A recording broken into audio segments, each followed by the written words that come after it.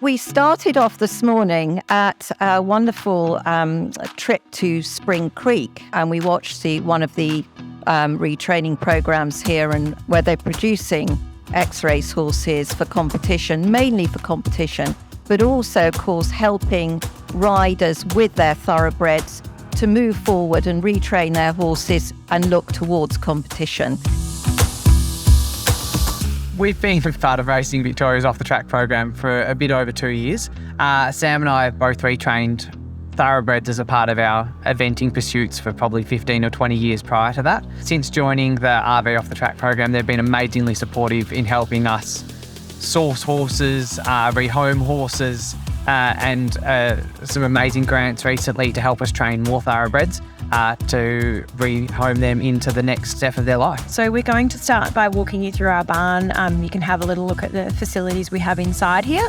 We will have a horse on the water treadmill as you walk past on the right, and we'll have a little stop off there and watch Nick. Nick's a very special horse. He was part of the Racing Victoria Reset program. He was one of the first horses to go through this program, and he's been successfully rehomed locally to a young pony club rider. And we have borrowed him back today to show you, to use him as a treadmill demo horse. But also, it's so nice that he's local. We have a great relationship with his owners, so that's been really lovely. And then we'll carry on to our outdoor arena, where we're going to show you both some groundwork and some show jumping with two of our own off-the-track thoroughbreds.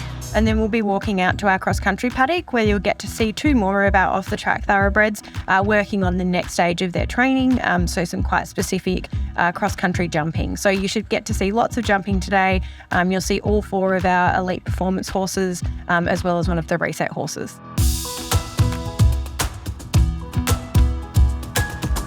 Well, ladies and gentlemen, what a fabulous gathering of people so passionate about thoroughbreds, aftercare from right around Australia. It's fabulous to see you here in Melbourne for this afternoon's conference. Welcome to the 2023 conference of the International Forum for the Aftercare of Racehorses. This is the 7th IFAR Conference, held in conjunction with the 39th Asian Racing Conference. And as I said, a huge welcome to everybody here to Melbourne, Australia.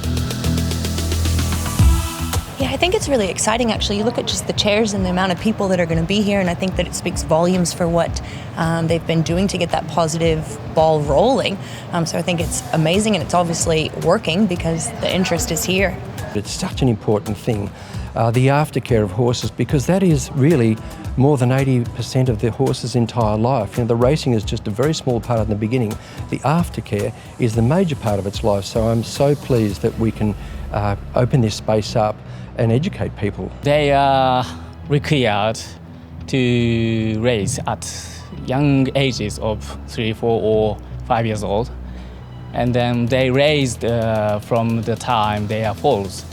I often feel their potential or high athletics abilities. And with appropriate retraining system or environment, they can show very good high abilities for equestrian horses.